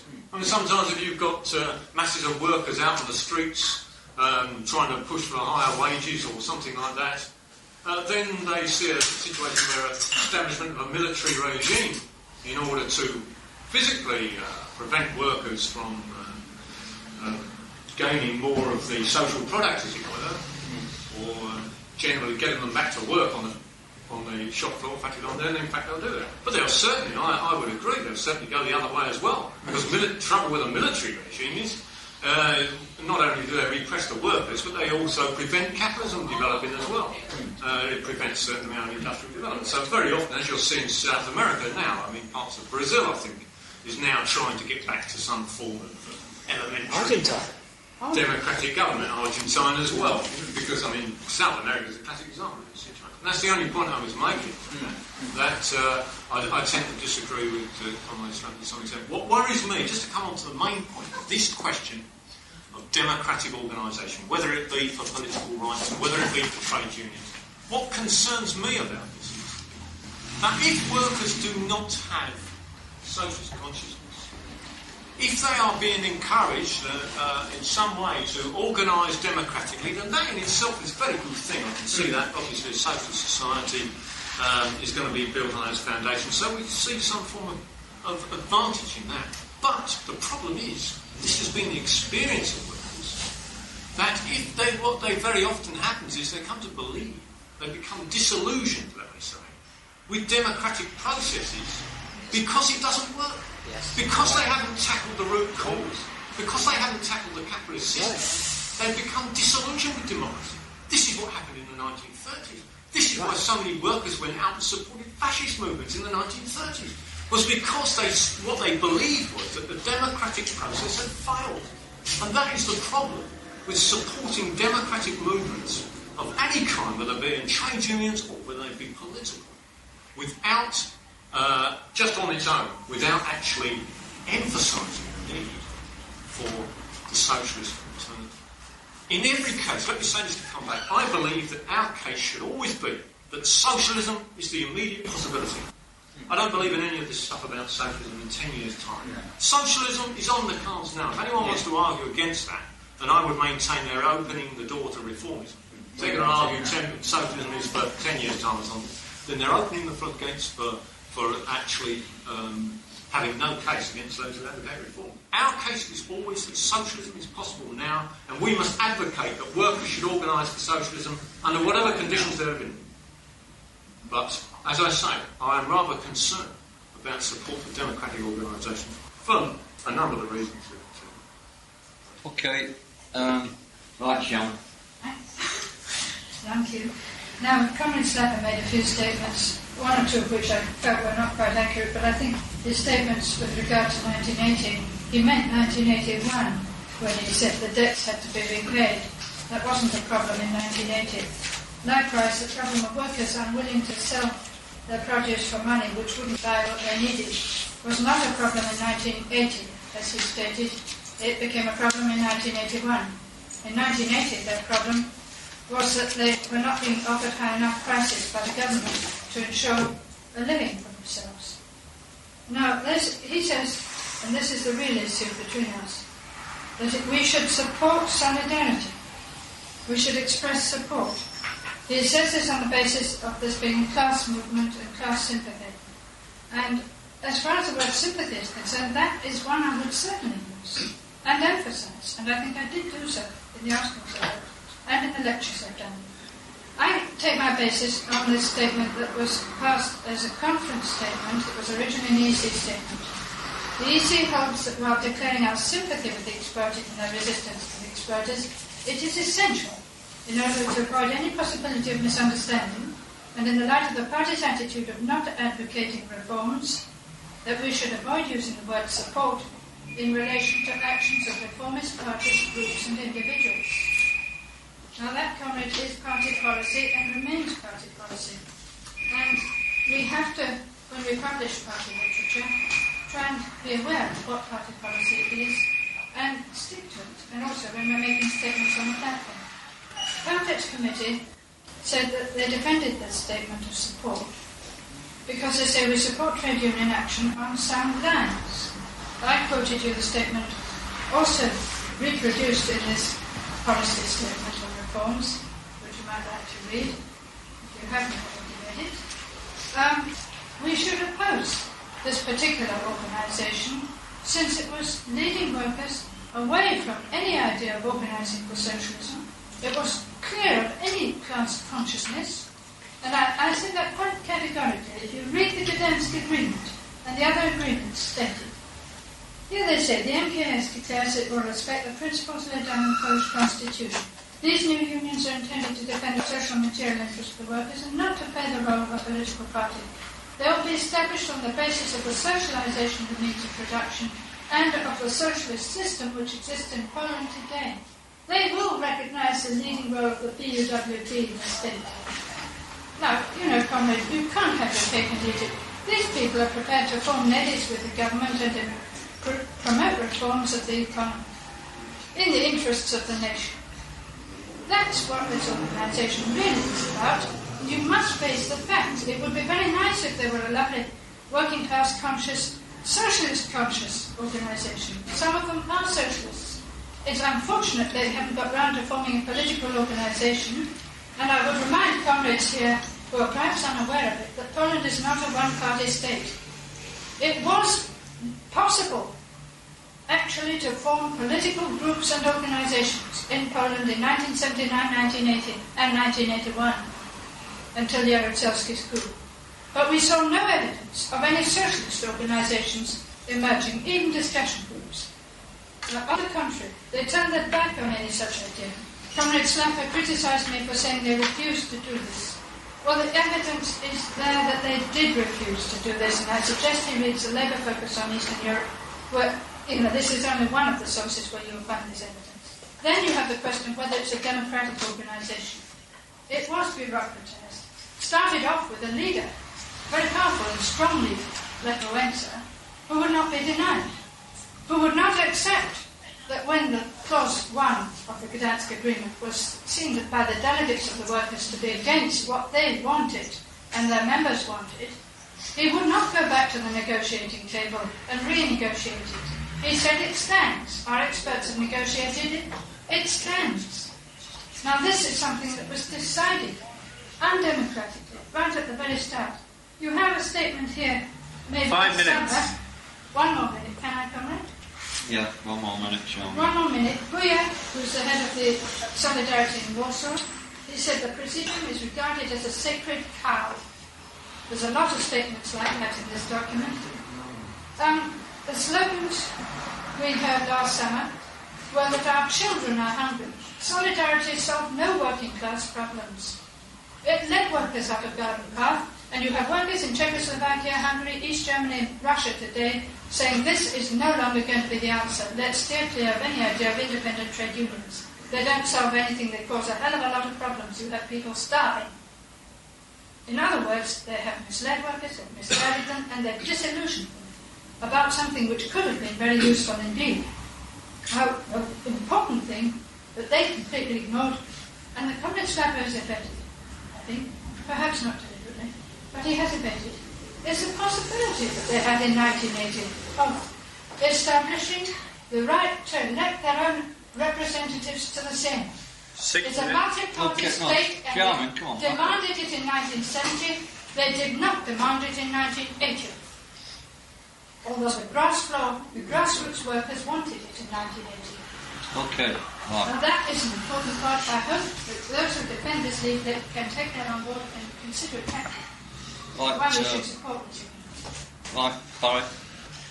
Yeah, I think there's a danger really here of people being two-faced. You can come as close as you like, so it seems, listening to Comrade Scalzo and several other people as well, to saying that we should oppose solidarity. I know, you've come as close as you damn well can to saying that. You've not merely said you don't support, but you said it's a crime to say that you do support. Now, this, I think, there's something funny going on here, really, because, and I think that the heart of it lies the party idea, there's been policy in the party, a stated party position, that we support action on the part of trade unions which we consider to be on sound lines. Now, what many of you may have forgotten is that that is a weak and very much watered-down version of the original very hard party line on trade unions, which was laid down in 1905 and changed sometime later. And there are a lot of people in the party who feel that we ought to get back to the old 1905 position. And for those of you who don't know this or have forgotten it, that original party position that we did hold was that we would only support trade union activity in line with the object and declaration of principles. That's our original position. And many people interpret the action on sound lines phrase in the current party position as meaning the original 1905 hard line. Right? If you agree that sound lines, action on sound lines, includes just simply the ordinary industrial struggle, attempting to screw as much as you can out of the employers and so on, then you're not committing yourself to the old 1905 hard line. But the way in which people do interpret that, and going back to the thing and saying we would really only give unqualified support to a trade union that said abolish capitalism and did nothing else, well, no trade union is ever going to do that. And the party ought to recognise that, to come out in the open and to realise that trade unions are not an institution that will exist in a socialist society, and that there's only one organisation capable of working towards its own self-destruction, and that is a socialist organisation, like the SPGB. Now, the possibility, and I think there are several possibilities here, a possibility arises that in the final analysis, when it comes to the crunch of the revolution, all formal trade unions will declare themselves against socialism. Now, that's the possibility that you ought to face. You're faced with working in a capitalist society where the institutions that have been thrown up in the midst of the class struggle, they're not what we want, they're not what we would ideally like, but we're never going to get what we would ideally like, namely trade unions which are full of socialists, organised on socialist principles. Because if they were, and if the working class were socialists as a whole, they wouldn't bother about trade union activity, they would just get socialism there and then. And the important thing is, once you've got into this messy situation of having to deal with trade unions as they are, you're committed to it. You're committed to supporting them, and damn it, you've just got to support them. And the other thing is that we're in danger of not resolving anything at all here unless we can start clearing the air in some ways. People have said, Mick, I think, has been saying that trade union activity is not a step on the road to socialism. Other people have insisted that it is. Now, all that appears to be at dispute here is the notion of temporality, the idea of time, there being a progression of ideas from trade union consciousness to a nascent class consciousness to full socialist consciousness, and so on. Well, Marx clearly stated, and I think this is just common sense, never mind about whether Marx stated it or not, but he did so at the end of Value, Price and Profit, where he said, quite simply, that if the workers cowardly back down in the class struggle on the economic front, then they will make themselves powerless ever to be able to challenge the capitalist class for their ownership. I said something like that anyway. Now that, I think, party members all agree with that as a basic statement. That's all it is meant by saying that once you form trade unions, then the next step is this. Because unless they're prepared to go all out when it looks reasonable to get the highest wages and better conditions that they possibly can, then they're never going to develop political consciousness at all, so far as I can see. Now, those are the issues that you really ought to start resolving, I think, in practical terms, rather than just quoting things that we've said in leaflets and trying to score debating points off each other. The fundamental thing about the whole matter is where you place trade union activity in terms of the class struggle. And you've got to relate the movement for socialism to the trade union movement, I think. How? Well, that's for the meeting to decide. I mean, you've said that there are these problems, questions, problems, but apart from telling us we're scoring debating points, you have not made one constructive point in that. As far as I can. Good, I mean, the history of trade unions, the bit that I dealt with the first time that I spoke, that's where you place the whole thing.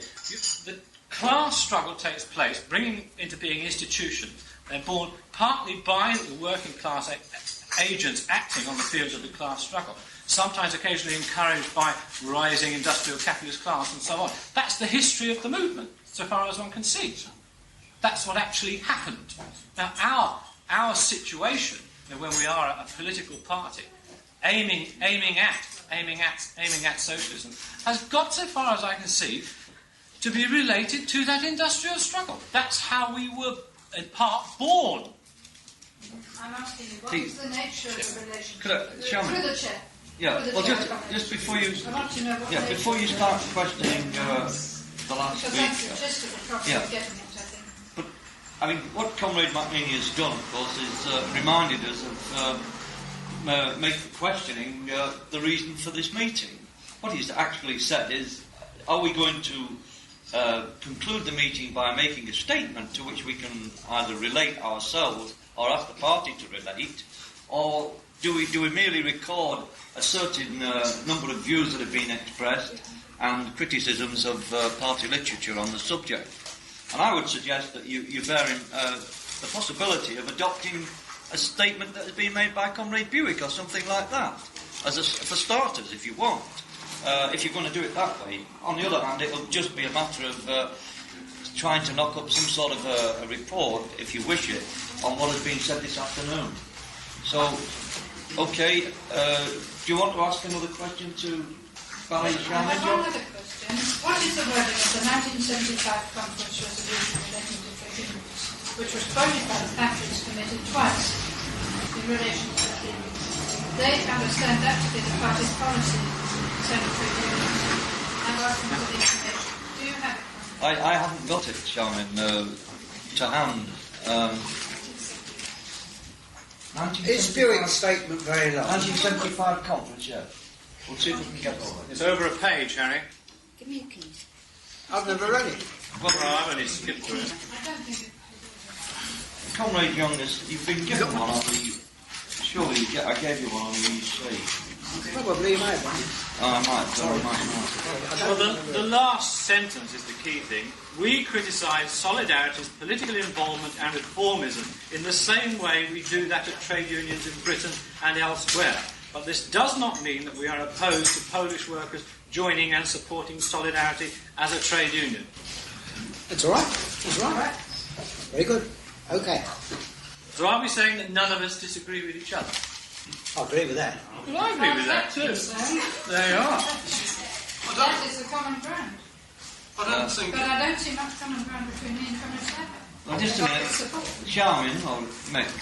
Well, all I wanted to say was I don't think this is really solving the problem to try to find out some common factor if it's not really substantial. The whole point of this meeting, as far as I can see, is that somehow members are in a position where they can argue a case in the future.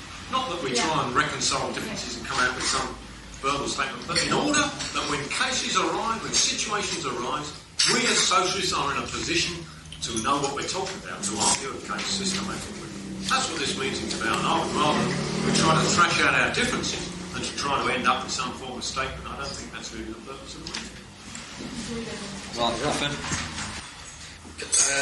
Comrade Chairman, if you could allow me to mention a couple of names despite what you said. I think that Comrade McNeely was right to oppose idealism in various forms in regard to this matter. It's to say that he pointed out that we can't always talk in ideal forms, that we have to appreciate the details, the vagaries of what actually goes on. But I think that he may himself have fallen for the trap of idealism in relation to his predictions about trade unions. I think if we say that, I think he used the word never, which is what I'm talking about, that in relation to the idea of trade unions being composed of socialists, therefore having such a thing as a socialist trade union in effect.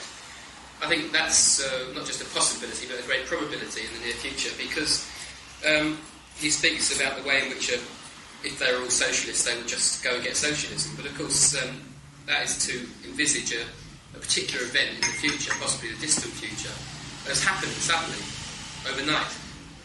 But in fact, if it's going to be a gradual process, then there will be a stage, a gradual development whereby the number of socialists which exist in trade unions and all other institutions will gradually increase. That in fact you will reach a point in which institutions like trade unions are effectively becoming socialist in their composition. But I'd like to really come back to this question of democracy, political and economic democracy, because I think it's quite important in relation to voting. I'd like to substantiate what I said earlier on about the connection between political and economic suppression and democracy. Because when Comrade Young says this is nonsense, he said, what can they do? Send a gunboat up Vistula.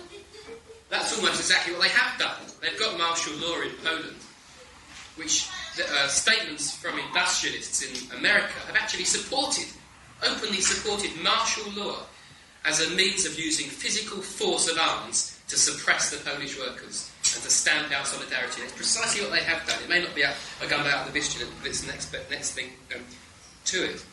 I mean, when Comrade Edwin Walters referred to Iran, I think he makes a mistake talking about the supposedly more democratic constitution of the present regime as compared with the Shah.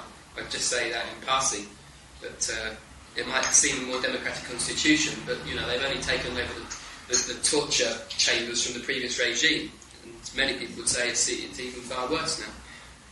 But there does seem to be this connection between general development, economic development, onto higher levels of development industrially, and the beginnings of the idea of democracy, in however primitive a form. For example, if you were to look at the world as it stands today and look at the parts of it which are commonly known or referred to as parliamentary democracies, whatever that may mean, that would almost match up almost exactly with the areas of the world which are particularly industrially developed. There is that obvious connection between places like Russia, Latin America, parts of Africa, where the level of industrial economic development is so backward and primitive compared to other parts of the world, in terms of technology, in terms of the development of the forces of production, that it has an accompanying political backwardness in that sense. That's not to say that the so-called political democracy in Britain at the moment should be seen as democracy as such. It's simply a primitive beginning of the idea of people having some control, people having some say. Now, I think that the mistake that we should avoid is the idea of imagining that the capitalist class can pick and choose, because the idea has arisen that the capitalists actually favoured trade unionism, or if they didn't favour it, they decided that it was more convenient at some times than others, and so on. There really doesn't seem to be any evidence that it worked in that way at all. The problem is capitalists have ideals just as many workers have ideals. And I should say it's certainly in the past for many capitalists an ideal would be a situation where there are no trade unions because there are workers with no class consciousness at all. Or the ideal of a society where the workers, according to that banner in Poland, actually are slaves and accept. These things are capitalist ideals. But they can't be realised. The capitalists can't have this perfect world where there are no trade unions, where there is never a wage demand, where the working class are prepared to work like slaves for the absolute minimum or constantly want to reduce their wages rather than raising them. They can't have that ideal world. They had to accept working class organisation in the 19th century in Britain. And they accepted it very reluctantly. And the capitalist state constantly used armed force and murder to prevent it. So it's a very dangerous argument to start imagining that it was in any way a willing thing at all. It was absolutely opposed. Until the strength of the working class movement, the development of that consciousness led to the new policy in the mid-19th century of reform as a palliative to the real policy of concessions. But they were concessions. They weren't done gladly or benevolently or willingly. They were concessions. They were done in order to try to hold back the working class movement, not as an attempt to further it. And the same thing's happened in Poland. The Polish ruling class, the state apparatus in Poland, right from the start, and since all of the other risings since the Second World War, has been opposed to the working class movement. It's been opposed to the unions, it's been opposed to the strikes and demonstrations, and it was opposed to solidarity right from the start. And the reason it's been opposed to solidarity right from the start until this very moment, the reason it took steps to try to suppress solidarity is for exactly the same reason, that solidarity, in whatever distorted form, in whatever reformist form, in whatever Catholic or nationalist form, did, in a sense, represent the working class interests, which the capitalist state felt it had to oppose as part of the inevitable class struggle at that point between capital and labour. But on the question of how we react or what support we give it, a lot of the debate, 90% of the debate in the party is irrelevant. I mean, we're arguing pedantically about what word we should apply to them. What really matters is to recognise that we're talking about models and ideas which we're trying to use to understand reality and to interpret reality. And we can't simply take a dogma or an idea and impose it and say, that we must either totally support this because it's right, it's according to the correct principles, or we totally oppose it because it's wrong. Because if we interpret it in that way, we'd reach a stage where we were simply opposing the working class interests which we were formed to support. So that in reply to Comrade Douglas' point, if it's true that the failures of attempts at so-called democracy led to fascism, then our response mustn't be to support the latter. Obviously, our response is going to be to take the former, to take democracy, and to try and to point out the way in which it must go way beyond its present primitive formations of workers' ideas of trying to control their exploitation, and to take from that idea of controlling their own exploitation the next step, the next stage, which is actually to control not our own exploitation, but to control production, our own production.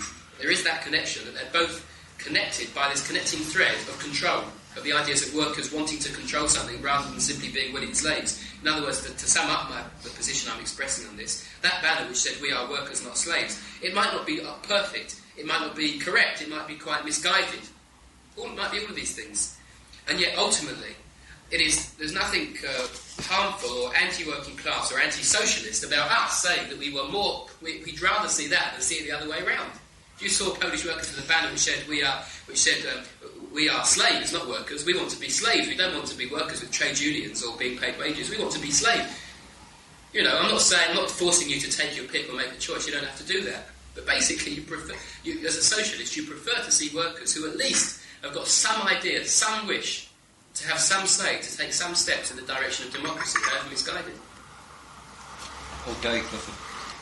Do you want to hear this statement that Charmin referred to? Do you want me to read it from the 75 annual conference? Is it long? I will. Well, it's a series of resolutions which and amendments which were all carried. There's a resolution by Haringey that this conference repudiates a statement on page 122 of the July 1974 Socialist Standard that the Socialist Party of Great Britain takes no part. That the Socialist Party of Great Britain, then in inverted commas, takes no part in supporting the interest of one section of the workers against one set of employers, and reaffirms the traditional party position, viz., that the Socialist Party supports workers who struggle democratically for better conditions and or higher wages from their employers, whether private or state. An amendment by Westminster, on line 1, delete the word repudiates and replace with endorses. Delete all after the word employers on line 5 and substitute with we represent the political interests of the working class as a whole. This conference agrees with the contents of Article A, pleading capitalist, taken in its entirety. Amendment Camden. This conference notes that Haringey's resolution takes an isolated passage from the article in the July 1974 SS and ignores accompanying passages, including the following. 1. We represent the political interests of the working class as a whole. 2. We are opposed to capitalism as a whole, high profits or low profits, high wages or low wages. 3. Unfortunately, it is the belief of many individual workers that the most positive step they can take in life is to struggle constantly for higher wages. It is no end in itself, and while workers persist solely in such a struggle and ignore socialist ideas, they help to perpetuate capitalism. This conference affirms that this has always been the party's position. And was that resolution in both amendments carried? Yes, carried in this way. 1912, the amendment by Camden. 1813, the amendment by Westminster. And the whole of the, as a substantive resolution, was carried 1813. It wasn't overwhelming. I don't suppose you want me to read the Socialist Standard extract, do you? No. It's hard to follow that, Alf, really, in a way. Pardon? It's hard to follow that, Yes, because the thing about supporting one section of the employers, or supporting one section of the workers against one particular section of the employers, I think, was aimed at something like the containers strike versus the dockers. Quite frequent. In the early 1970s, there was a strike where the dockers said that the people who were unloading the container ships at the docks should have been paid at the full dockers' rate rather than the ordinary transport and general workers' labourers' rate. And there was a long and protracted strike over that, where they tried to get demarcation rules laid down. And that, I think, is what that resolution was aiming at. Now, quite what they're saying about the not supporting one bunch of workers against a particular bunch of employers, that, I think, is where a trade union says, by right we should be at the top of a wages league, like the miners, for instance, say, and they go on a collision course with their employers to maintain all the time their high position at the top of the wages league. Again, I think the party wouldn't support action like that. Or an inter-union. Or an inter-union, that was the container thing, I've already mentioned that. Yeah. That's, I think, what it means, but I don't really see how that's related to Poland and solidarity. No. The only other thing is that you're quite right. Or how they could make out that I misunderstood the party's case on trade unions by objecting to the use of the word support with regard to what I regard as a reformist organisation. Oh, you're the author of Pleading Capitalism. But you are correct in saying that the whole thing behind that was that a further resolution by Haringey that this conference rejects the opinion expressed by 9 EC members of the 71st Executive Committee at its meeting of the 19th of February 1974, that the following statement conflicts with the party's declared position on the industrial and political actions, viz. The Socialist Party of Great Britain supports the democratic industrial action taken by the National Union of Mine Workers in its present dispute with the National Coal Board, and urges that serious consideration be given to the need for the working class, that is, all those dependent on wages or salaries, so that all things shall be produced for use and not for profit. And Camden Branch drew attention to the fact that Haringey Branch had sort of extracted that from its full context and failed to show that the branch had asked the EC to communicate support for the miners to the National Union of Mine Workers, the press and television, and give it other publicity. Therefore, considering Haringey's proposal to the EC as a whole, this conference endorses the EC's action, which it did, 1713. Again, I can't see what that's got to do No. with solidarity in Poland. No, but I was just drawing your attention to the fact that what you said was more or less borne out by the, subsequent resolutions that Haringey were moving. In fact, the conference 75 thing is a red pen. because it's dealing specifically concerning the question of how far we support workers involved in industrial action, and in particular it rose out of Haringey's wish that the party should support the miners in their strike. Yeah. But you and did. if you accept the Haringey position, you would expect the party right now to be debating to produce a leaflet in support of British rail workers out on strike, or tube workers out on strike. But what I was referring to went back to the question whether we should use the word support or whether we should use the word sympathy with regard to an organisation which had a great many reformist aims. And the fact that it was organised at first in a trade union sort of context, on the shop floor, somebody got sacked, people were demanding... Are you talking about solidarity now? I'm talking about Poland, as the whole meeting is supposed to be about Poland. I'm trying to stick to the subject. So you're not saying, you're saying now we shouldn't support. We should say we only have sympathy. That's what you're saying. Fine. I object to the use of the word support You do. because... So your position is that we sympathise. That Solidarity was a very reformist organisation with a platform of political demands very similar to the Labour parties. And I cannot, as a socialist, support that. Okay. Anybody else want to come in on that? John? Very briefly, in regards to the last, this distinction between support and sympathy, I think is a fine one, and probably depends very much on one's opinion of what those terms mean. If we're going to say we have sympathy with the solidarity, we're also going to have to qualify it in the same way that we're going to have to qualify, quite rightly, use of the term support. I don't really think that using one other word like that, an unqualified way, is going to get us out of this quite difficult problem. But I'm rather concerned about the way that democracy has been used in a very polarised way this afternoon. I haven't heard the whole of the discussion, I came late, but it seems that democracy is spoken of as though it is an entity, and of course it isn't. It's a way in which people behave, and you can have more of it and less of it, and that's what we aim for. We've got to have as much of it as possible, and we therefore must encourage, in spite, I think, of Cromwell Double's warnings about this, we must encourage any increase in democracy. We don't actually encourage democracy as such. There isn't an absolute thing like it except the socialist revolution. But we must struggle for more and more of this. Now, the fact that this is also in the interest of capitalists, well, it may be our hard luck. It's also perhaps our good luck in that we can harness their needs to our ends. I think Cliff was a little bit out of line when he suggested that the capitalists might have an ideal claim, and ideally want no trade unions.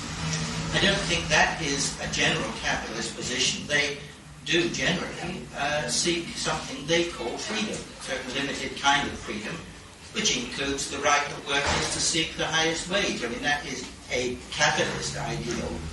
Of course, it's very different from the point of view of an individual capitalist. I mean, he won't want his people to be in a union, of course, but he does want all his competitors' workers to be in a union, quite naturally. So they agree that for certain purposes, unions are desirable and necessary, as Cliff pointed out, that if you point to the areas where trade unions are organised and where democratic activity is relatively high, you see this does correspond with high industrial activity and high profitability. Yeah, that's all I can say. Okay. Does anybody else want to come in on this? Because if you don't, I think I'm going to refer you back to what you want to do about this meeting.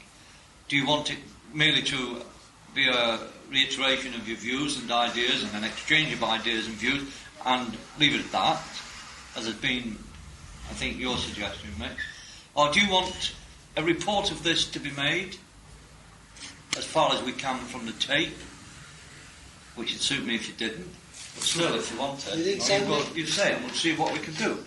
But do you just want the meeting to be as it has been, an exchange of ideas? I think, Conrad, could you make a report of the tape?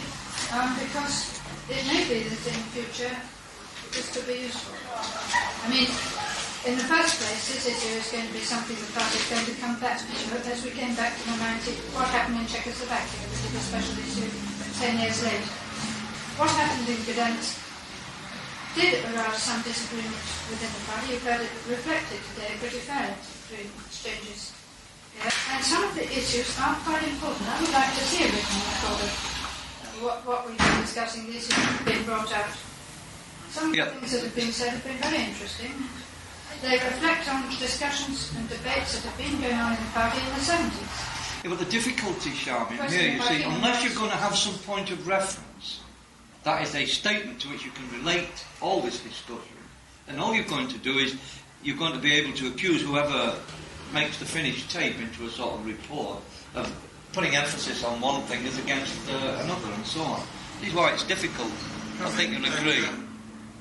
Is it possible for this to be resolved in the form of a statement which can then be voted on, perhaps, or perhaps more than one statement, and then to make the tapes will be generally available, and to refer people to the tapes? Yeah, you see, from what I can gather, some are perhaps maybe in favour of that if you want to move a resolution to that effect, but others don't think we should have a statement to which you can relate a commonly double principle. I think that the fact of the matter is that there are fundamental differences. You see, before this meeting took place, when I first talked about it some months ago, it was said to me that there were no differences. Everybody was agreed. And I said, well, it seems everybody knows what their opinion is, but the trouble is all their opinions are different.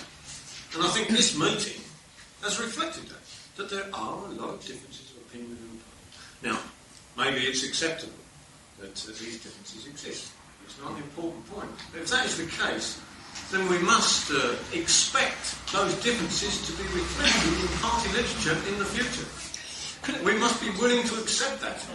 It's no good every time somebody writes an article that everybody comes crashing down on them because they've got a different point of view to you. If we cannot resolve this matter, then members must be willing to accept that there are differences on this question, and those differences are going to be reflected. There is a way out of this, of course. You can, arising from this meeting, you can consider the possibility of instructing the educational organiser and the education committee to arrange some sort of a seminar